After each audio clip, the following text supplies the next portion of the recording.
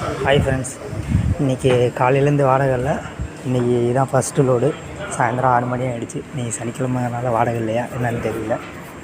இப்போ தான் கம்பெனிக்கு வாடகைக்கு வந்திருக்கோம். லோடு ஏற்றியாச்சு. இன்னும் ஒரு பண்டில் மட்டும் ஏற்றிட்டு போக வேண்டியதான். இங்கேருந்து ஏற்றிட்டு ஒரு 10 கிலோமீட்ரு போகணும். சின்ன வண்டியெல்லாம் எடுத்துகிட்டு வந்தால் மேக்ஸிமம் நம்ம தான் லோடு ஏற்றுற மாதிரி இருக்கும். அதனால் நம்மளே ஏற்றியாச்சு. வெயிட் ரொம்ப அதிகம்லாம் கிடையாது, கம்மியாக தான் இருக்குது. டிசி வாங்கிட்டு அங்கே போக வேண்டியதான். அங்கே போய்ட்டு அடுத்தது சொல்கிறேன்.